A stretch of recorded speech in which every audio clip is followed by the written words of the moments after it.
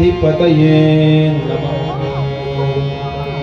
वक्रतुंड महाकाय सूर्यकोटि समप्रभ निर्विघ्नं कुरु मे देव सर्वकार्येषु सर्वदा। या कुन्देन्दु तुषारहार धवला या शुभ्रवस्त्रावृता या वीणा वरदण्डमण्डितकरा या श्वेतपद्मासना या ब्रह्माच्युतशङ्कर प्रभृतिभिः देवे सदा वन्दिता सा मां पातु सरस्वती भगवती निःशेषजाड्यापहा।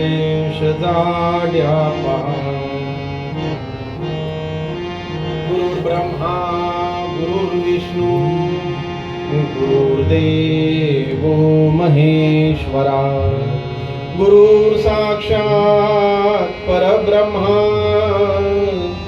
तस्मै श्री गुरवे नमः। शुकासारिखे पूर्ण वैराग्य ज्याचे वशिष्ठा परिज्ञान योगेश्वराचे कवी वाल्मिका सारिखा मान्य ऐसा नमस्कार माझा सद्गुरु रामदासा। कृष्णाय वासुदेवाय हरये परमात्मने प्रणतक्लेशनाशाय गोविन्दाय नमो नमः। वसुदेवसुतं देवं कंसचाणूरमर्दनं देवकी परमानन्दं कृष्णं वन्दे जगद्गुरुं। बोला पुंडलिक वरदे हरि विठ्ठल श्री ज्ञानदेव तुकाराम पंढरीनाथ भगवान की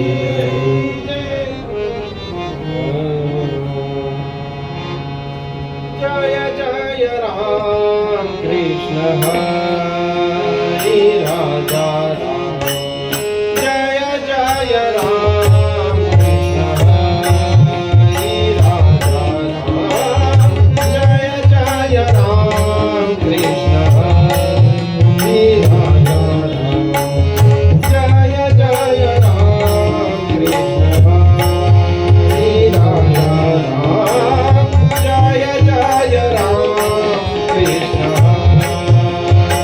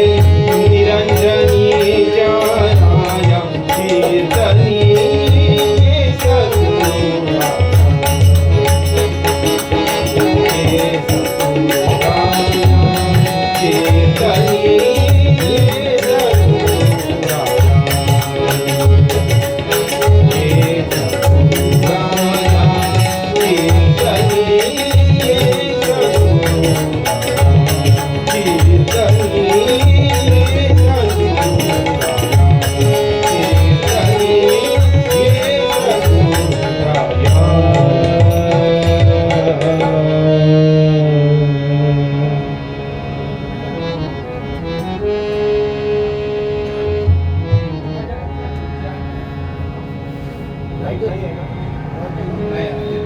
नामाचा काना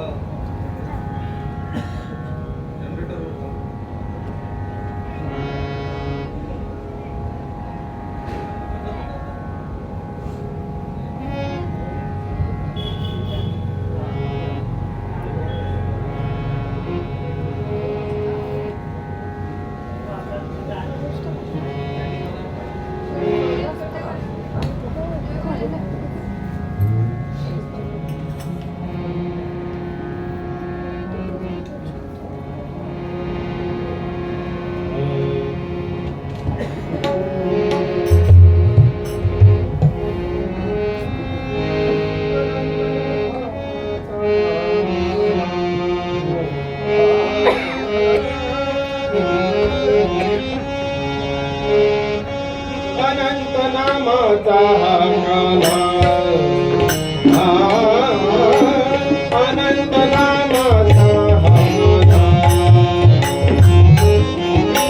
अनंत नामाचा काना अनंत नामाचा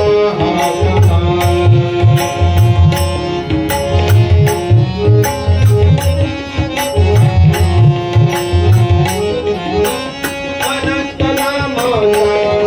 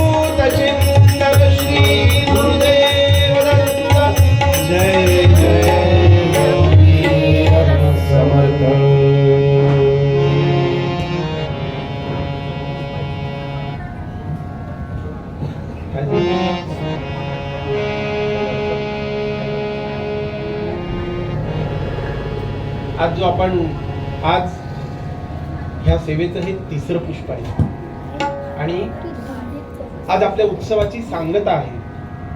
सांगता म्हणजे हा स्वल्पविराम असतो, लक्षात घ्या. कारण अनंत काळांपासून हे उत्सव ठिकठिकाणी चालत आलेले आहेत. तर हे उत्सव का करायचे असतात? भगवंतांनी सांगितलं किंवा संतांनीच देवाला विचारलं की देवा हे उत्सव का करायचे असतात? तर ह्या उत्सवांनी भगवंताची भक्ती जागृत होते. ह्या उत्सवांनी भगवंताच्या शक्तीची प्रचिती येते, म्हणून हे उत्सव करायचे असतात. आणि ज्या ठिकाणी हे उत्सव केले जातात त्या घरामध्ये किंवा त्या वास्तूमध्ये ती पवित्रता निर्माण होते. भगवंत, मला सांगा, भगवंत आपल्या घरी आला पाहिजे की नाही हो? यायला हवा की नको? मग भगवंत जर घरी यावा असं वाटत असेल तर ते घर पण तसं असायला हवं ना, बरोबर आहे की नाही? देव असा कुठेही राहील का हो? कुठेही राहील का देव? झोपडीत राहील हे नक्की आहे, पण ज्या झोपडीमध्ये देव गेलाय ना ती झोपडी जाऊन बघा कशी आहे. आपलं मोठं नटलेलं घर सुद्धा काय अशी ती झोपडी असते. मग अशा ठिकाणी भगवंत येऊन राहतो. पण भगवंताला येऊन राहण्यासाठी तसं घर असलं पाहिजे. मग आज आपण जो एकनाथ महाराजांचा अभंग घेतलाय तर काल्याचं वर्णन करताना एकनाथ महाराज काय म्हणतात? अनंत नामाचा हा काला पुराणे म्हणती पाहू चला. महाराज वर्णन करताना म्हणतात की अनंत नामांचा हा काला. आता अनंत नामांचा काला म्हणजे काय? बघा, काला हा शब्द खूप महत्वाचा आहे. म्हणजे याचा जर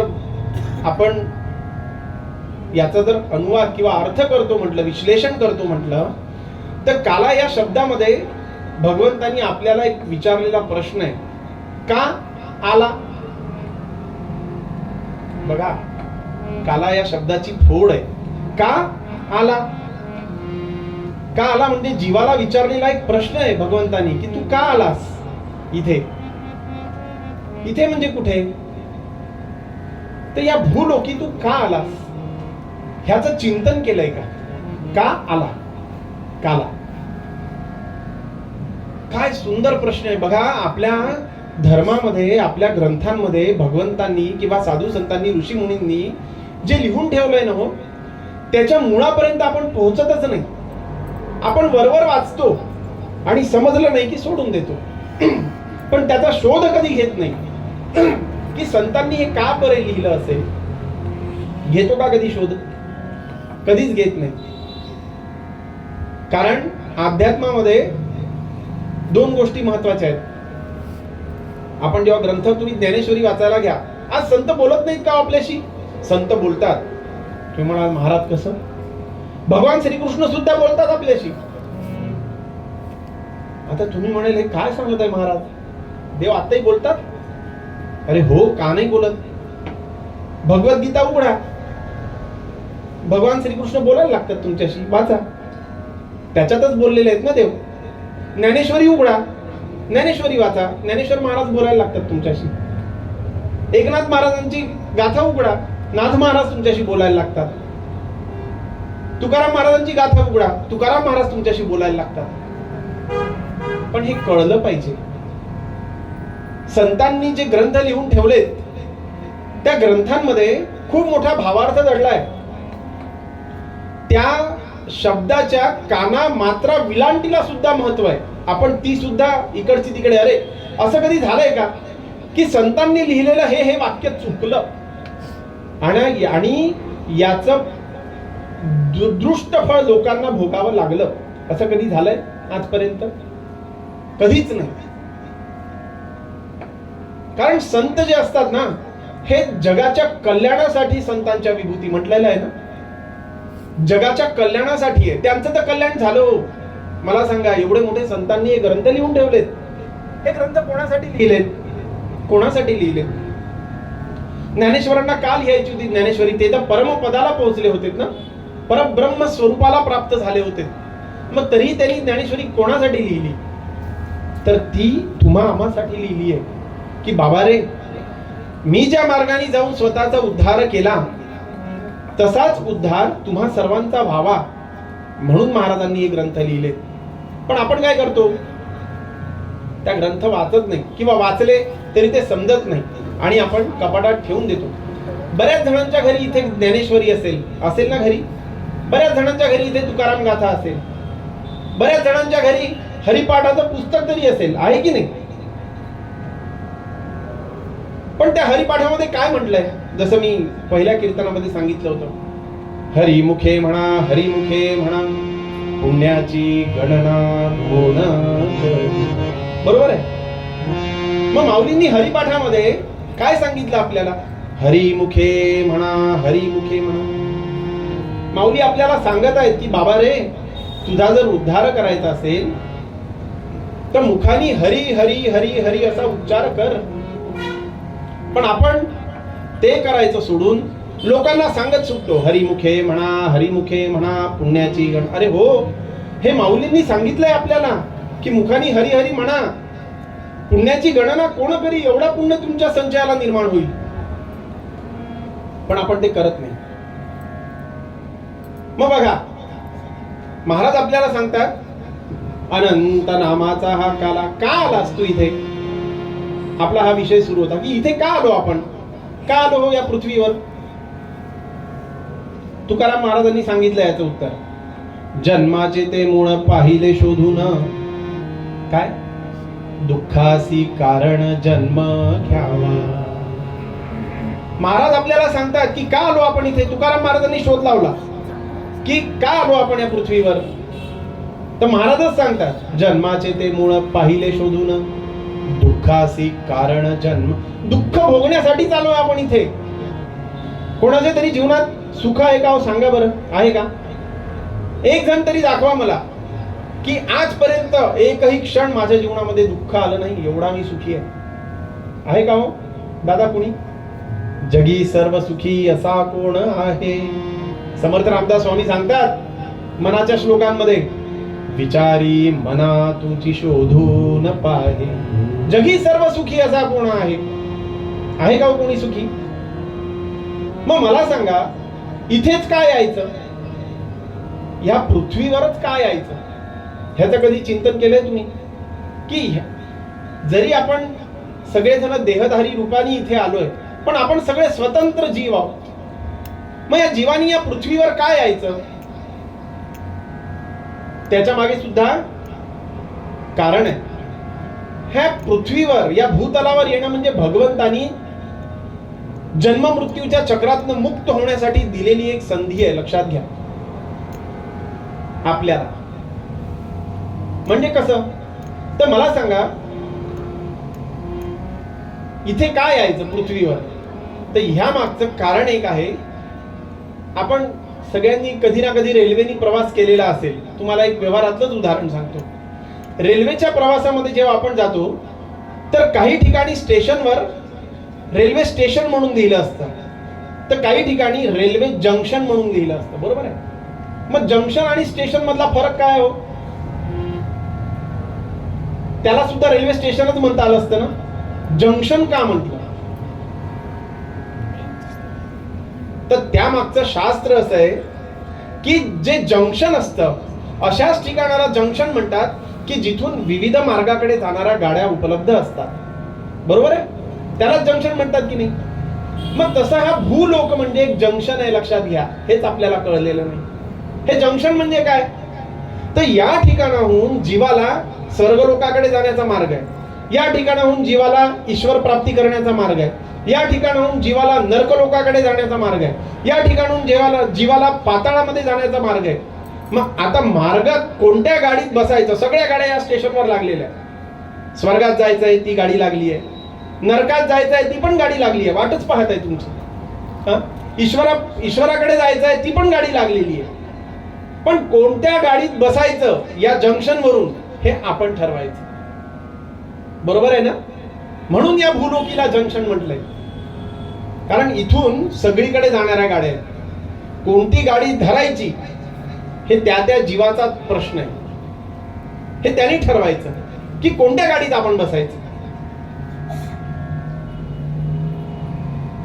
मग आता बघा, काला आज आपण करतो तर जीवाचा उद्धार झाला पाहिजे, बरोबर आहे, नामाचा काला झाला पाहिजे. मग आता काल्यामध्ये काय असतो, आपण जो काला करतो त्या काल्यामध्ये काय असतं, लाह्या, फुटाणे, मुरमुरे, बरोबर आहे, पोहे, ह्या सगळ्यांचा आपण काला करतो, बरोबर आहे. तर याचा सुद्धा अर्थ किती मोठा आहे बघा. तुकाराम महाराजांनीच सांगितलंय, बीज भाजोनी केली लाही आम्हा जन्म मरण नाही. महाराजांनी काय सांगितलंय, बीज भाजोनी केली लाही. बघा काय सुंदर अर्थ दडलाय आपल्या या शास्त्रामध्ये. प्रत्येक गोष्टी मागे शास्त्र आहे, प्रत्येक गोष्टी मागे अर्थ आहे, पण त्या अर्थ शोध आपण घेत नाही. आता लाह्या, फुटाणे आणि मुरमुरे यांचाच काला का करायचा बघा गोपाळकृष्णाने. तेव्हा का बरं, लाह्याच्या जागी अजून काही घेता आलं असतं ना. आता आपण त्याच्यात शेंगदाणे टाकतो म्हणून, पण शेंगदाणे त्याच्यात नाहीये. लाह्या, फुटाणे, मुरमुरे, पोहे हेच करायचे, यांनीच काला करायचा असतो. याचं कारण असं आहे, तुकाराम महाराजांनी सांगून ठेवलं, बीज भाजोनी केली लाही आम्हा जन्म मरण नाही.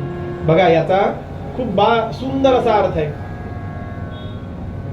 लाह्या कशापासून बनतात, कशापासून बनतात, धानापासून, बरोबर आहे. मुरमुरे कशाचे बनतात, तांदळाचे, बरोबर आहे. आणि फुटाणे कशाचे बनतात, चना, आपले जे चणे असते त्या चण्याचे फुटाणे बनतात. पण आता जर समजा तुम्ही हे मुरमुरे, फुटाणे आणि या लाह्या नेऊन जमिनीत पेरल्या तर उगवतील का, का नाही, भाजलेल्या. महाराजांनी काय सांगितलं, बीज भाजोनी केली लाही आम्हा जन्म मरण. म्हणजे पुनरपि जन्मम पुनरपि मरणम पुनरपि जननी जठरे शयनम. ह्या बंधनातून ह्या लाह्या, फुटाणे आणि मुरमुरे हे मुक्त झालेले आहेत, त्यांना पुन्हा जन्म नाही. पण तेच जर धान पेरलं तर पुन्हा जन्म घेईल की नाही, तो जर तांदूळ पेरला तर पुन्हा जन्म घेईल की नाही, तेच जर तुम्ही चणे पेरले तर पुन्हा जन्म घेतील की नाही. पण त्यांना भाजल्यानंतर ज्या वेळेला ते परमतत्वाला प्राप्त झाले, पुन्हा जन्म घेतील का. तसंच या जीवाची लाही करायची. बघा काय सुंदर अर्थ आहे या गोष्टींचा. मग अनंत नामांचा काला. मग आता का बरं आपण असं अडकलेलो आहोत इथे, तर महाराज सांगतात, जन्म घेणे लागे वासनेच्या संगी. बरोबर आहे, महाराज काय सांगतात, जन्म घेणे लागे वासनेच्या संगी. काम, क्रोध, मद, मोह, मत्सर, लोभ हे षडविकारांनी आपण जडलेलो आहोत, म्हणून आपण पुन्हा जन्म घेतो. ह्या सगळ्या षडविकारातनं, षडरिपूंमधून जीव जेव्हा मुक्त होतो ना, त्यावेळेला तो जीव जेव्हा इथून देह सोडतो थेट ईश्वरापर्यंत जातो. पण आपण सगळेजण कसे आहोत, ह्या संसारिक मोहमायेमध्ये, या काम, क्रोध रूपी ह्या षडरिपूंमध्ये अडकलेलो आहोत. म्हणजे कसं, त्याचं एक उदाहरण तुम्हाला सांगतो. जसं तो गॅसचा फुगा असतो की नाही, त्याच्यामध्ये जर गॅस भरलेला असेल आणि त्याला सोडला तर तो वर जातो, वर जातो ना उंच आकाशात.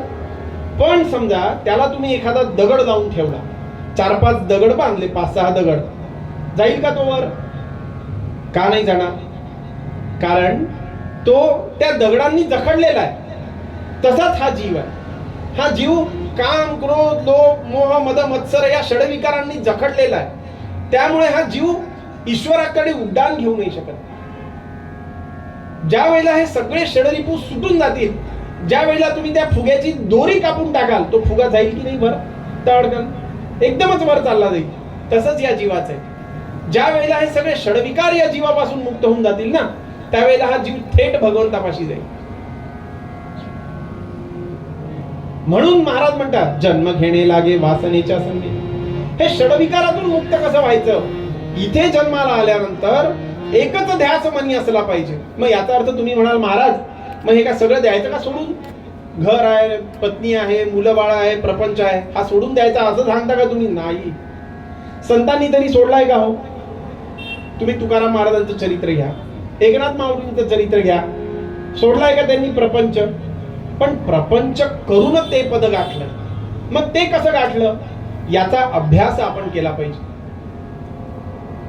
संतांच्या चरित्राचा अभ्यास केला पाहिजे की त्यांनी तपश्चर्या कशी केली संसारात राहून. मी पण एक प्रपंचिकच आहे, मी पण एक संसारीच आहे. मग त्यांनी ते परमपद संसारात येऊन गाठलं, मी का नाही गाठू शकत? ह्याचा अभ्यास आपण केला पाहिजे. तुकाराम महाराज देवाकडे गेले एकदा. बायको तुम्हाला माहिती आहे तुकारामांची आवळी ही कशी कर्कशा होती. तर ते देवाकडे गेले, पांडुरंगाकडे एक दिवस, आणि पांडुरंगाला प्रार्थना करायला लागले, बरे झाले देवा बाईला कर्कशा. म्हणजे ती कर्कशा असल्यामुळे मी तुझी, तिच्यातून माझं मन निघून गेलं आणि मी तुझी आराधना करायला लागलो. आणि हेच एक दिवस एकनाथ महाराज गेले पांडुरंगाकडे, म्हणे देवा किती छान आहे, किती सुंदर छान सुशील बायको तुम्हाला दिलीस. ती माझा सगळा प्रपंच सांभाळते म्हणून मी तुझी आराधना करू शकतो. बघा दोनही संतच आहे, पण किती फरक आहे. माझं सगळं कार्य ती पूर्ण करते म्हणून मी तुझी आराधना करू शकतो. बघा, तर असा संत सुद्धा संसारातूनच पुढे गेले. म्हणून ईश्वराच्या प्राप्तीसाठी संसार कधी सोडावा लागत नाही, हे चूक आहे, लक्षात घ्या. मग आता हे षडविकार आपले जातील कसे? तर षडविकार जे आहेत किंवा षडरिपू जे आहेत, हे सगळे दुर्गुण किंवा हे सगळे दोष आपल्याला चिकटलेले आहेत, हे दूर होण्यासाठी संतांनीच मार्ग सांगून ठेवला आहे. संत काय सांगतात? चरण राज लाभता सहज, संत चरण राज लाभता सहज, संत चरण राज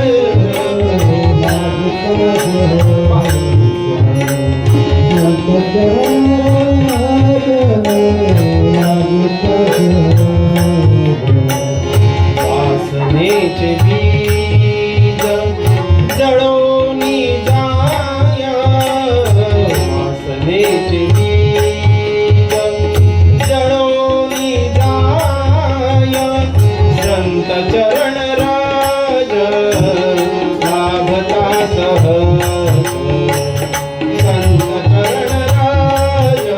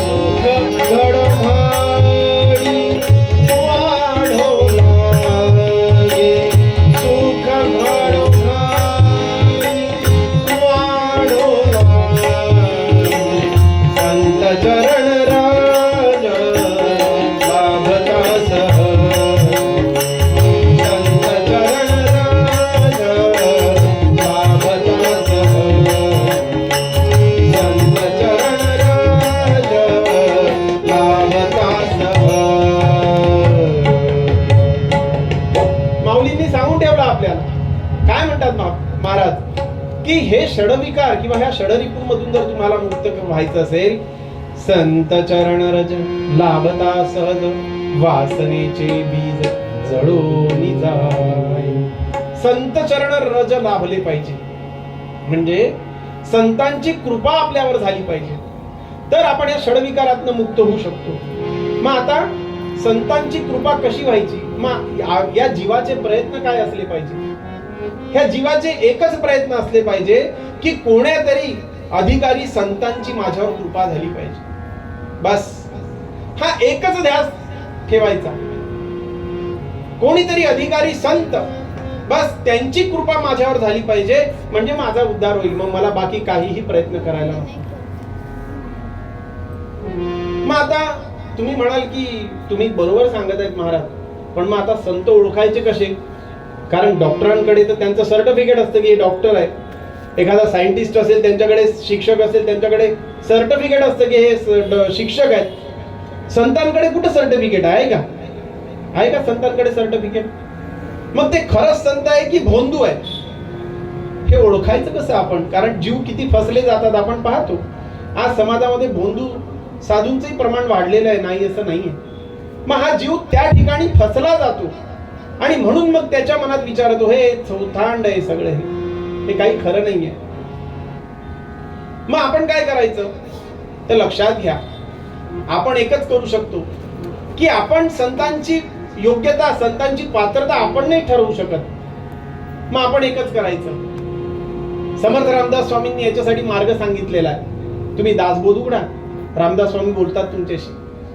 रामदास स्वामींनी सांगितलंय, स्वतःमध्ये शिष्याची लक्षणं निर्माण करायची, आपोआप गुरु तुमच्या जीवनात येतील. कुठेच जायची गरज नाही. सत्शिष्याची काय लक्षणं आहेत हे दासबोधामध्ये लिहिलेलं आहे. शिष्य लक्षणं, त्या लक्षणांचा अभ्यास करायचा आणि ते एक एक शिष्याचे गुण हे आपल्या अंगात बाणायचे. ज्या क्षणी तुमची, कारण लक्षात घ्या, ज्याप्रमाणे शिष्य गुरूंच्या शोधात असतात त्याचप्रमाणे गुरु सुद्धा उत्तम शिष्याच्या शोधात असतात. पण जोपर्यंत त्या जीवाची योग्यता प्राप्त होत नाही तोपर्यंत ते गुरु त्यांना जवळ नाही करू शकत.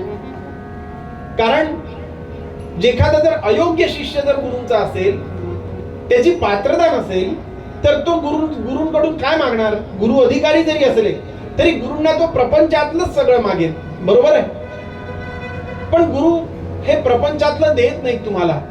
तुम्हाला तात्पुरती मदत करतील, प्रपंचातलं का देत नाही? कारण त्यांना माहिती आहे की हे सगळं विनाशी आहे. अरे तुला त्या अविनाशी तत्वापर्यंत जायचंय, परमपदापर्यंत जायचंय, मग मी तुला इथेच कशाला याच्यात अडकवू का? ज्या गोष्टी नश्वर आहेत त्याच्यामध्ये मी तुला कशाला अडकवू? म्हणून गुरु सहसा शिष्यांना, आणि शिष्यांनी सुद्धा गुरूंना मायेतल्या गोष्टी मागू नयेत. कारण ही माया आहे, ही एक दिवस नष्ट होणार आहे. मला सांगा, ह्या भूतलावरची कुठलीच गोष्ट शाश्वत नाहीये. आहे का शाश्वत? मग आईच्या उदरातनं सगळ्यात पहिले आपण जन्माला जेव्हा आलो, आपल्या अंगावर कपडे पण नव्हते. लक्षात घ्या, आईच्या उदरातनं सगळ्यात पहिले हा देह घेऊन आलोय आपण, बरोबर आहे ना? याच्या आधी आपलं अस्तित्व होतं का? आईच्या उदरातनं सगळ्यात पहिले काय मिळवलं आपण? तर हा देह मिळवला. आईच्या उदरातनं देहासकट जन्माला आलो. पण मरता क्षणी आईच्या उदरातून प्राप्त झालेला हा देह सुद्धा घेऊन जाऊ शकतो का? आपण घेऊन जाऊ शकतो का? सांगा मला. मग हा देह जर मी, ज्या देहासोबत मी वयाचे 80 वर्ष राहिलो, वयाचे 90 वर्ष मी या देहासोबत राहिलो, हा देह जर मी घेऊन जाऊ शकत नसेल तर मग आणि काय न्यायचं राहिलंय काही न्यायचं? मग हा विचार आपण केला पाहिजे की हा देह जर मी नेऊ शकत नाही तर मग आणखी काय न्यायचं राहिलं? आणि किती संचय करतो हो आपण, हे माझं, ते माझं, हे माझं, ते पाहिजे, ते पाहिजे, किती जमवतो. आणि जमवताच जीव चालला जातो आणि त्या गोष्टी तशाच राहून जातात. त्याचा उपभोग सुद्धा आपण घेऊ शकत नाही. घेऊ शकतो? मग कशाला या मायेत अडकायचं? की जी माया एक दिवस सोडून जायचंय आपल्याला. हे घर नाहीये आपलं, लक्षात घ्या. इथे देवानी एक संधी दिली आपल्याला त्याच्यापर्यंत पोहोचण्याची, पण हे आपल्याला हे ज्ञानच कधी अवगत नाही.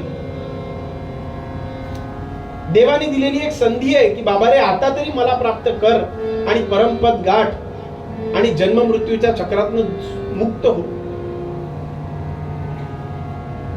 पण आपण हे करत नाही. आणि इथे आलो की कारण माया आहे शेवटी, त्या मायेचा पगडा इतका असतो. आज प्रत्येक जण पैशाच्या मागे धावत आहे. तुम्ही पहा, हे पाहिजे, ते पाहिजे, गाडी झाली, बंगला पाहिजे, मोठं घर पाहिजे, 2 गाड्या झाल्या, 4 गाड्या पाहिजे. अरे कशाला हे सगळं?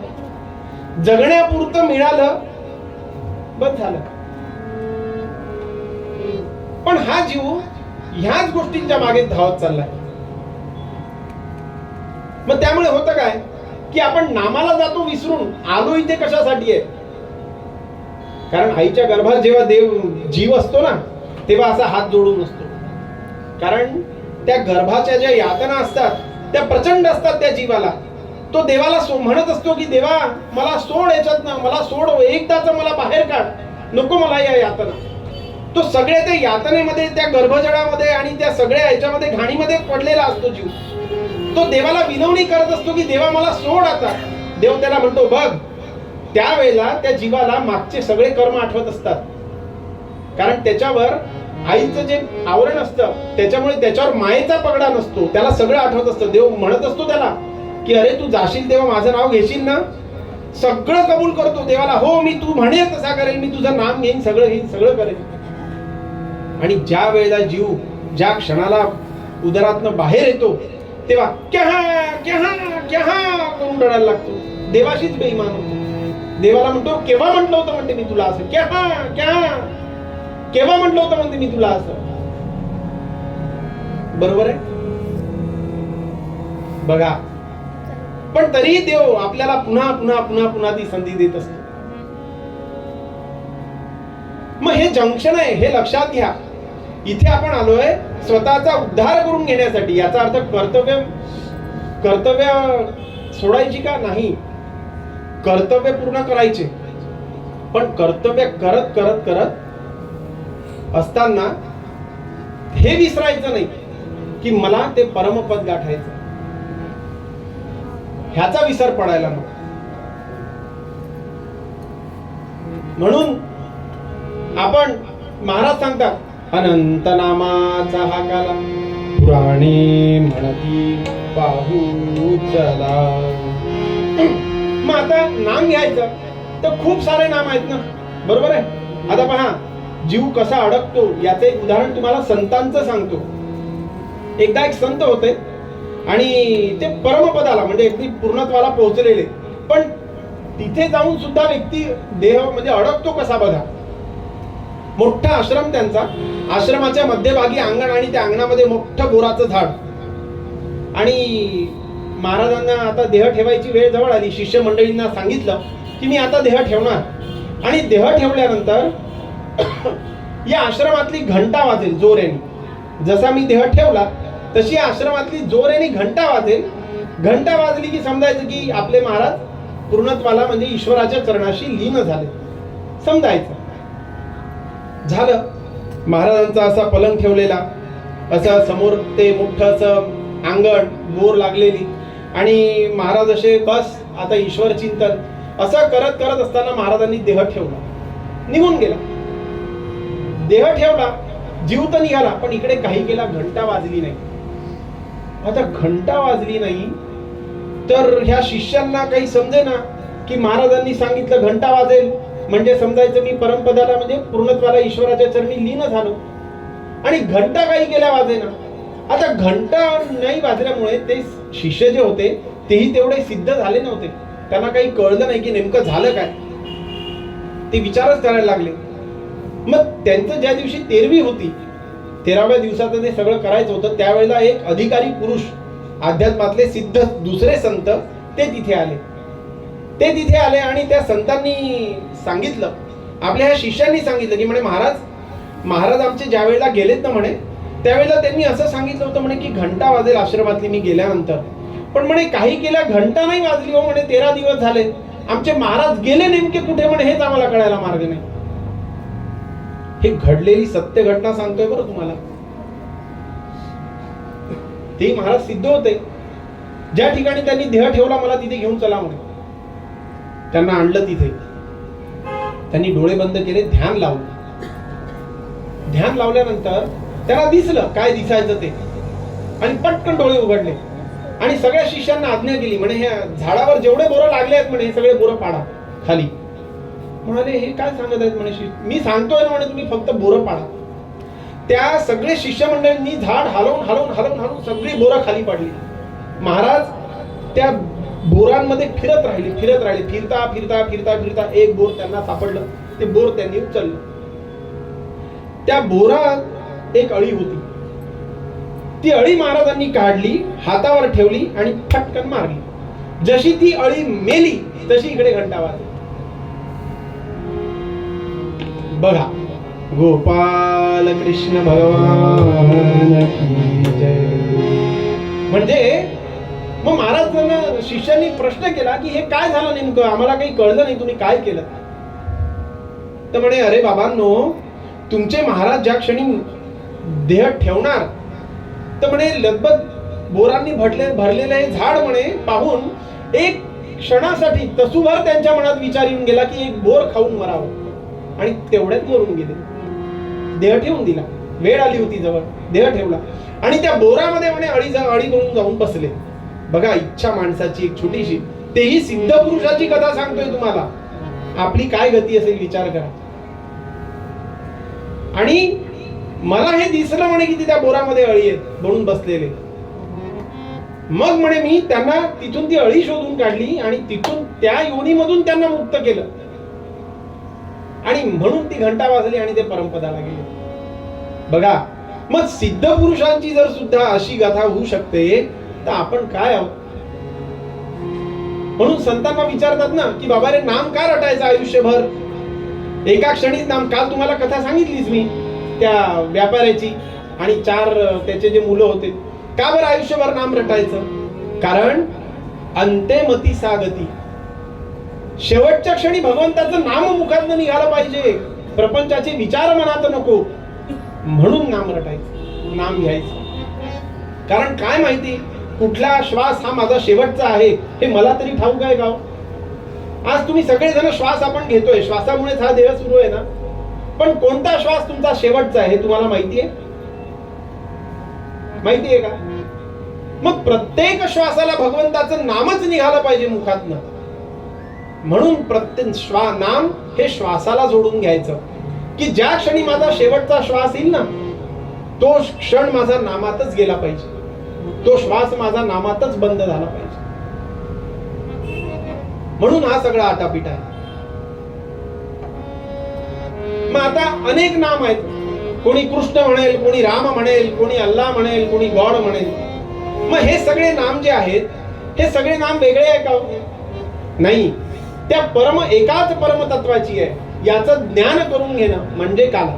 आता मला सांगा, आपल्या घरामध्ये कोणी आपल्याला दादा म्हणतं, बरोबर आहे, कोणी आपल्याला काका म्हणतं, कोणी आपल्याला मामा म्हणतं, कोणी आपल्याला आजोबा म्हणतं, कोणी आपल्याला बाबा म्हणतं. म्हणून काय, हा आजोबा वेगळे, दादा वेगळे, काका वेगळे, मामा वेगळे झालेत का? त्या एकाच व्यक्तीला हे सगळे नाव आहेत. मग तसंच आहे, ईश्वर हा एक आहे. कोणी राम म्हणेल, कोणी कृष्ण म्हणेल, कोणी अल्लाह म्हणेल, कोणी गॉड म्हणेल, पण हा देव एकच आहे. ह्याची प्रचिती घेणं, याचं खरं ज्ञान होणं म्हणजे काला आहे जीवनाचा. एकदा काय झालं, आपल्याला माहिती आहे घटना, की हे ज्ञान नसल्यामुळे काय होतं, पंथांमध्ये भांडणं होतात. वैष्णवपंथीय म्हणतात माझा पंथ श्रेष्ठ, शैवपंथी म्हणतात, शैवपंथी म्हणजे कोण? शिवाची उपासना करणारे. आणि वैष्णवपंथी म्हणजे कोण? भगवान विष्णूंची उपासना करणारे. मग वैष्णवपंथी म्हणतात आमचा पंथ श्रेष्ठ, भगवान विष्णू श्रेष्ठ. शैवपंथी म्हणतात आमचा पंथ श्रेष्ठ, शैवपंथ श्रेष्ठ. आणि मग खरं ज्ञान नसल्यामुळे यांच्यामध्ये भांडणं होतात. हा म्हणतो मी श्रेष्ठ, तो म्हणतो मी श्रेष्ठ. एकदा असंच झालं माऊली, एक घटना घडली की एका शैवपंथीयाची मुलगी लग्न होऊन वैष्णवपंथीयाकडे आली. आता सासरे जरा कर्मठ होते, अगदी नियम पाळणारे वैष्णव पंथाचे. ती मुलगी घरी आली, लग्न झालं, घरी आली. शेणाचं आपलं घर, जुना काळ होता तो, आणि काय करावं तर तिने सारवायला घेतलं. शेणाचं याचं घर मातीचं म्हणून तिने छान कालवलं, शेण वगैरे कालवलं आणि सारवायला घर घेतलं. तर सारवताना आता सारवणार कसं आहे आपण, असं ना आडवा आडवा आडवा असं सारवणार.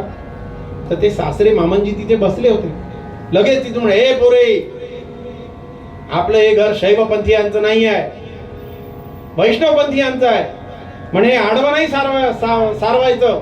शैवपंथी आडवे गंध लावतात, वैष्णवपंथी उभे गंध लावतात. म्हणे उभं सारवायचं म्हणे, असं उभं. ही म्हणाली म्हणे काय म्हणे मामनजी, पण आता सासऱ्यासमोर बोलता कुठे येते, त्या काळामध्ये बोलता येतं का? हा, म्हणून हिनी बिचारीनी कसं बस सावरलं आपलं घर. आता दुसरे दिवशी बघा, ती जरा नवीन पिढीतली मुलगी होती, ती शिकलेली होती. आणि दुसरे दिवशी मामनजी निघाले आपले, सकाळी उठले प्रातःकाळी. ती सुद्धा उठली सुनबाई, सगळं आपले प्रातः कामं करायला लागली. तेवढ्यात मामनजी आले आणि मामनजीनी आपलं मंजन घेतलं, दात घासायला लागले.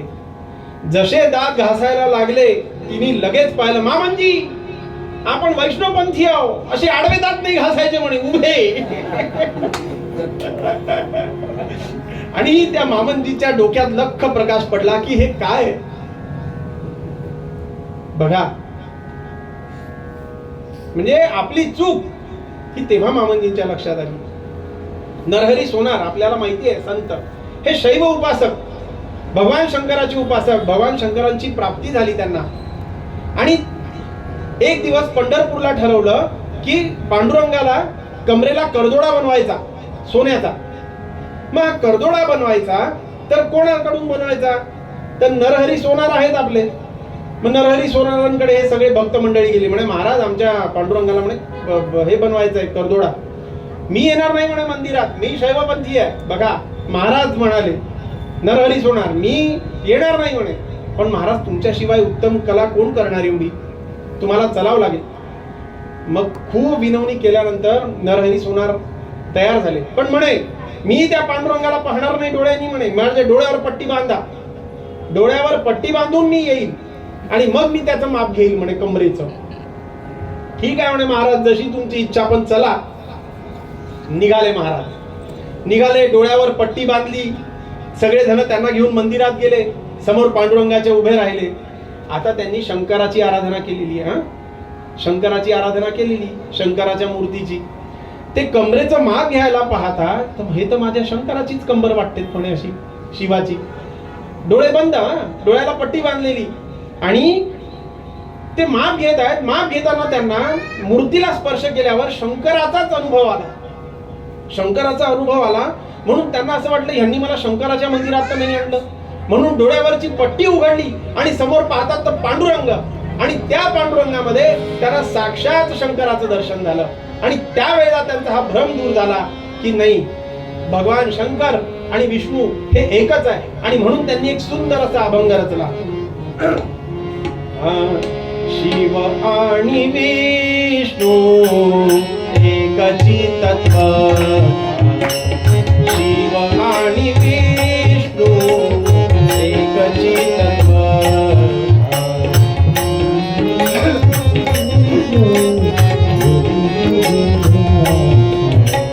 शिव आणि विष्णू एकची तत्व.